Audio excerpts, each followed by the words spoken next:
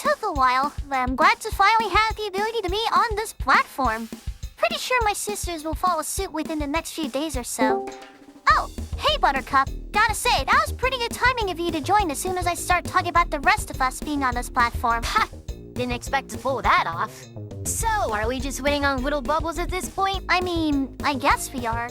It just depends on if she's actually gonna join or not. Ah, well, I'm sure she'll pop up any second now. In the meantime, though, what should we do? Well, I've been watching a lot of tier list videos recently, and I've been thinking, maybe we should do one of our own. Oh, that sounds fun. Wait, what should we even make a tier list of? I think it's best that we start in our own territory, our own franchise, you know? I mean, that makes sense. But what part of our franchise should we cover? You got us protagonists, we have the villains. I guess we can't really do the actual cartoons. We should talk about our video games. There you we are, go. Bubbles. Wait, how did you know what we were talking about? I can hear you guys talking through the wall. Oh, that makes sense. Wait, I thought we got our walls soundproofed last week. You must not have gotten all of them. Sigh. I guess one more reason for us to start interning, am I right? Ha ha ha ha. Ain't that the truth? Well, let me get the tier list real quick. And while you're doing that, today's video is inspired by Sonic Discord server. They make lots of videos like this one. Just a bit more unhinged, I guess. They're currently doing a Knuckles Chaotix playthrough for 80,000 subscribers. So go ahead and check them out and tell them we sent you. And on top of that, if you want to see more videos like this, be sure to let us know by dropping a comment down below with your idea.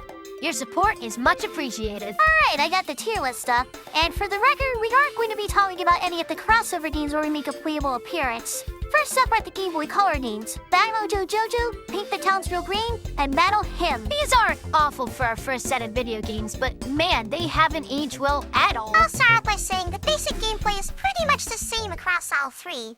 You fly around the levels collecting shiny objects, beating up bad guys, and guiding bystanders to safety. Standard stuff. Yeah, but the standard punching attacks have a bit of a delay, which is kind of annoying, especially when it comes to boss encounters. Also, we have limited flight energy? That's dumb. But I guess it makes sense, since we're all on our own for our individual adventures. Great segue, Buttercup. Each game carries a different plot depending on which one you play. My game, Bad Mojo Jojo, sees me saving the professor, who's been captured by, well, Mojo Jojo. Not only does Painted Townsville Green get some bonus points for the clever title, but it explores my escapade to take down the Gangrene Gang. In my game, Ham has stolen all my little animal friends, and now I need to go get them back. The controls are a little slippery, but maybe that's just me playing these games on my smartphone. Maybe playing on genuine hardware will fare better. I did have fun exploring the map and finding secret collectibles like trading cards. What exactly were the purpose of those in 2000s portable video games? Oh, heck if I know. I will say, it's impressive how they managed to get voice recordings on the system, even though they're incredibly crunchy. The chiptunes are nice too. They don't feel out of place and they're composed well. So yeah, these games aren't bad, but they aren't great either. They're okay. I'm thinking B tier. Yeah, I think I'm gonna say B tier as well. Just play on real hardware if you want a better experience. Alright, next up is Chemical Extraction for Nintendo 64 and PlayStation. This one is a 3D brawler. You can tackle the enemy the old-fashioned way, or pick up objects to throw at them. Chemical Extraction is my type of game. Just don't play the N64 version. It's too easy to cheese once you figure out the method, and there's only one music track, which is basically an arrangement of the main Powerpuff Girls theme. The PlayStation version has a lot more music compared to the 64 version. Each battle arena has a unique track. Not to mention, the PlayStation version also takes a lot more measures to prevent the battles from lasting 10 seconds. Haha. Additionally, there's also proper character banter and even animated cutscenes. It ramps up in difficulty super quick though, so be prepared to get your butt handed to you by Mojo. And that's personal experience talking. Wow, I think we already have our first S tier. Yeah, for the PlayStation version. The N64 version can go in low A tier or high B tier. No objections here. Alright, next up is Mojo Jojo A Go-Go for the Game Boy Advance. Now this one is an arcade-style shoot-'em-up game like Gradius. You can switch between the three of us at any time, although our movesets don't really differ much. There's some points where you can grab parts of the level scenery like trees to smash Mojo's robot card things. And there's a boss at the end of the level, if you can reach it. I'm with you on that last part, Bubbles. This game is difficult. I can't even get past the first level. Yikes. Well, Go-Go can go in A tier then. It's fun to pick up and play for a bit if you just want a nice arcade shooter featuring your favorite superheroines. Haha, I guess you can say this game can go in A tier. Yeah. Now what about our second adventure on the GBA, Him and Seek? I've always had a soft spot for this one personally. It's a nice RPG-style game based around us having a scavenger hunt around the city of Townsville. Nice. I never played this game, but from what I saw, it looked fine enough. I think high A tier is fair. I'll take it. Now what's up next? Relish Rampage. This one has always been one of my favorites. Oh, heck yeah! We finally get to properly explore Townsville in a huge open world. Even though all the levels are mission-based, there's nothing stopping you from doing some of them at your own pace. Like the first mission where you need to drop off boxes of boots for the mayor's campaign. That being said, though, we're suffering another chemical extraction with the combat being too easy to cheese. You can just get up close to an enemy and spam the attack button. Oh, so it's just like Star Wars Connect. I guess? I do feel like the game could have used a little extra polish, especially when it pauses itself for when a conversation happens in-game. Well, Relish Rampage Pickled Edition for the GameCube fixes that and then some. And instead of a montage of clips from the actual game like the original PS2 version, Pickled Edition uses the original cartoon intro just like the PS1 version of Chemical Extraction. Actually, I'm pretty sure PS1 Chemical Extraction used the remake of the cartoon intro with models of the characters in that game. Oh, right. Still, though, it ain't perfect, but Relish Rampage holds up incredibly well for its time. S tier. Alright, but I'm putting Pickled Edition higher than the original. Wait, I think that's 8 for the console games. Well, we still got 5 PC games to look at. Oh, you're right! And the first one is Mojo Jojo's Pet Project. That project is basically a mini-game collection based around saving Townsville from a bunch of mutated pets. Simple, arcadey fun.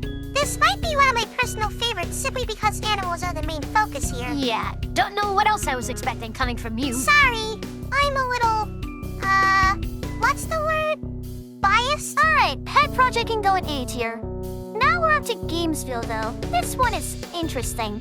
It's basically a plot-based mini-game collection like SpongeBob's Creature from the Krusty Krab. Don't you mean Breacher from the Krusty Carb? Good one. Man, I miss E3. Tangent aside, I don't really remember this one too much. I think I only checked out the first level for a while and tapped out. The plot is kind of interesting, though. I can't really judge this one too critically. I think a high B tier will do. Not BAM Entertainment's best, but I like it. Up next is Mojo Jojo's Clone Zone. This was one of 2 games made by the Learning Company. You mean the company that made SpongeBob SquarePants typing? That game is peak. True that. Agreed. But seriously though, this is clearly an educational game, so do we even count this one? I wouldn't waste my breath. Throw it in B tier or something, I don't know. Okay, but Princess Snorbucks is going there too. Hey, that game had me teaching Spanish in the same way that I speak in the actual cartoon. Oh yeah, what a perfect callback. Alright, fine. We'll put Snorbucks in A tier then. Man, BAM Entertainment knew what they were doing when they were in charge of making our games. It's too bad they weren't around for our last game, Defenders of Townsville. This game came out around the same time as the 2014 special, Dance Pantsed. Hence, the developers designed this final virtual adventure of ours in the same CGI art style as that special. In fact, I think that was the primary focus when it comes to this game's art direction. The classic art style is here, but good gracious, what happened? Yeah, just from those screenshots, it's evident that the classic style assets did not translate well. I'd stick to the modern look for this game, if and when I do play it. Yeah, if you could buy this game, which you can't anymore, and that's a huge shame. Thankfully, we got our own copy on Steam before it got taken down. Now, I'm a huge fan of Metroidvania-style games like Mega Man ZX and Robot Wants Kitty. I don't think that last one counts. And this one is no exception. Searching for hidden items and unlocking parts of the map is just super fun. All to take on a big bad boss at the end of each area. This game, it's almost like the perfect Powerpuff Girls video game. Ah, man, it's almost like we've come full circle. Defenders of Townsville genuinely feels like a modernized version, no pun intended, of the Game Boy Color games that we started with. But it's done so much better here. Well, I think we all know where this is going. S tier! Aside from one small hiccup, Defenders of Townsville is genuinely one of the best games we've gotten. Good job, Radiant Games. Huge W. Wow, we sure had a lot of good games during our prime, huh? Yeah, you could say that. My only question now is, why did Multiverses have to shut down? They put us behind a paywall, Buttercup. There was no way die-hard fans would let that slide. Oh yeah, I guess you have a point there. So, is that it for today? Yeah, I guess so. You girls want to chill out here in the VC for a while? Sure. Maybe I can find a game for us to play. That works for me. Yeah, that sounds great. Just as long as nobody barges in and messes everything up. What's up, girls? Our